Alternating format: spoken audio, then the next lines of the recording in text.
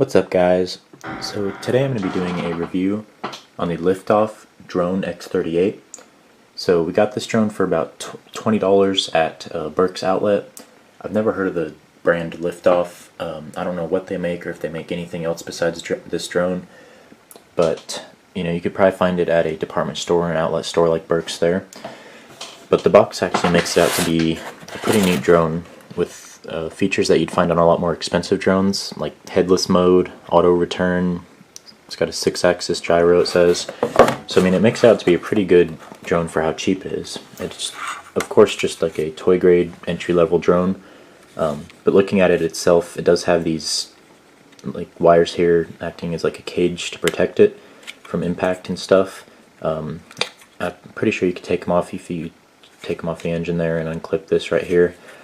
These actually do work pretty well for what they are. We've several times ran this up against a wall and stuff. It is very hard to figure out how to fly. I'll get into that here in a little bit. But yeah, the drone itself, it's pretty lightweight. It does feel nice and sturdy though. It feels well built. Linkages going to the motors there, they're all not flexible or anything. They're real stiff. Body here is kind of caves in pretty easy, but it's just thin, smooth plastic. Feels really nice. Got the little drone X38 logo there. So it does have a headlight there, little LED headlight that runs while the drone is running. So it does have a rechargeable battery. It's a 3.7 volt, 380 milliamp hour battery. It is really a pain to remove.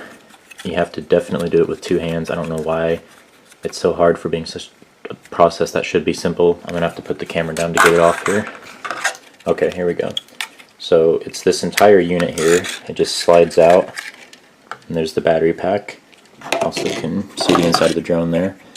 But yeah, this is, like I said, just 380 milliamp rechargeable LiPo battery. It is on the box. It states that it takes like 50 minutes to charge. You get about 6 minutes of runtime from it. So that's about standard for these lower end, just toy grade drones. Not too bad, but not too long either. So what you get in the box, of course, drone controller, and then you get the manual here, and you get the screwdriver for the controller as well as the drone. You get 4 spare propellers. Then you get the USB charger for the battery pack there. It does have apparently built-in overcharging protection, which is really nice. You can just leave it on there, don't worry about it. It has this really like old styled charging head on it. It works good, and like I said, about 50 minutes, you get about 6 minutes of runtime or so.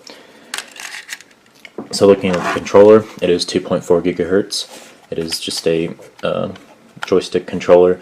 It is pretty light, but it doesn't feel cheap or anything, which is really nice. So one thing, like I was saying about how it is hard to fly, is because of this. I've never seen this before on any drone where the throttle cable is spring-loaded. It really doesn't make much sense unless some other drones have it, but I've just never seen it before. And it makes it really hard because it's basically putting the throttle at half throttle all the time. And the takeoff process for this thing is pretty complicated, especially for a cheap entry-level drone. It is actually really complicated, and I've flown drones before and had drones, and this has thoroughly confused me. But anyway, I'll give you a rundown of the controls. So this, of course, is throttle, and then this is rotating in the air. So this button right here, X, is for quick start, is what it's called. It just gets the engine spinning, gets it ready to take off. And then B right here, it's for, in the manual it says it's for takeoff and landing, which is weird. You have to like hit the quick start and then hit this, and then you can control it here. But every time I hit it with B there and take it off, it doesn't want to land if I push it again. So it just like takes off and kind of does its own thing. That's why I've ran into walls and stuff with it before. It is rather confusing to figure out, and it's pretty bad because this is my sister's, so thanks to her for letting me use this. But anyway, the other control is this Y right here is for headless mode. I don't know what the A does. It doesn't have an assigned control, I don't think. This is all for trims, for trimming it right here. Of course, turning, forward, backward motions, all that. Up here, this right here is for rolling, and then this button right here on the left of this is for high and low mode, So it'll, if you're in high, it'll of course, you know, make the throttle response faster and make the movements more quick. I don't really know what this button does. I don't think it doesn't have an assigned control either. And then on the top here, I don't know what this thing is for. It just has like, I don't know if it's the antenna or something, but it's just a little cover for that. So anyway, that's a rundown of the controls there. Now I'm going to try and attempt to fly it here on video, and hopefully it'll go good. Okay, so the instructions say to turn the drone on first, then turn the controller on. Then you have to calibrate it by pushing the lever up and down, and it will calibrate. It'll annoyingly beep like this all the time. So then next you'll push X to quick start it, and then off you can go. I just trimmed it all out, so it does actually work pretty good.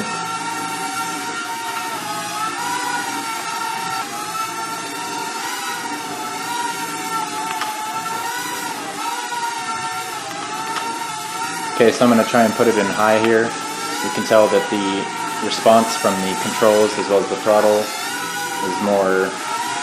faster. This is a great indoor drone so far. There's the headlight. Once you figure out how to fly it, it is actually really pretty easy to fly, and it is a lot of fun. See, we're scaring the dog there. Stick it back into low, and land it there.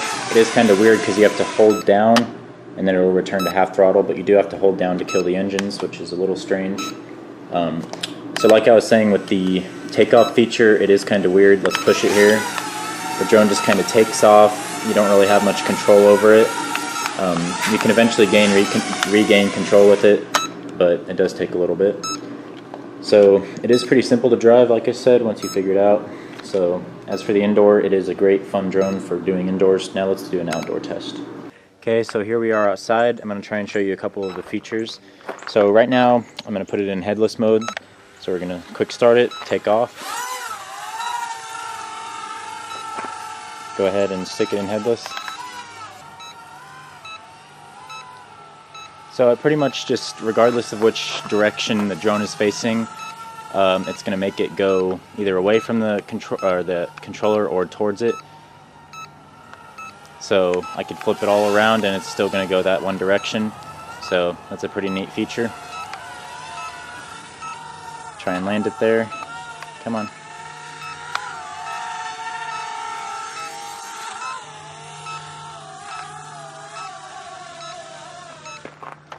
Okay, now we're going to go ahead and try to do a roll.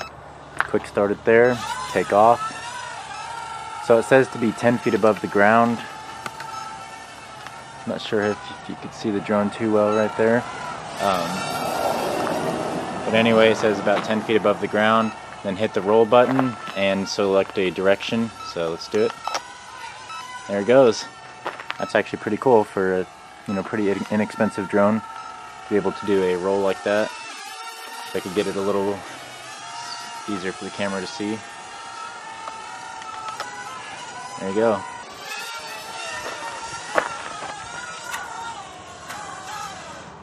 So anytime you come to land, it does actually kind of bounce because of that feature, or because you have to hold down on the throttle to make it land and cut the motors off. It does want to bounce every time you hit the ground, which makes landings kind of hard sometimes. Okay, so like I said, this thing is going to annoyingly beep for you all the time. I'll try and cover that up here. So this drone is actually pretty nice. It does better outdoors than I expected. In wind, it would of course get taken away because it's so lightweight. But for what it is, it's a pretty good drone. Once you figure it out, it does have a learning curve to it, but once you figure it out, it is actually a lot of fun to fly around. So on the box it said it has an auto return feature. It doesn't say anything about it in the manual. I have no idea how you would do it. So yeah, I really don't know if this drone will do that or not. But it is a fun drone. If you ever come across it in the department store or wherever, I don't know where you could find it, but if you ever come across it, it's a lot of fun. Good beginner drone, so I'd say you could go for it. But anyway, that's going to be it for this video. Thank you guys for watching, and I will see you next time.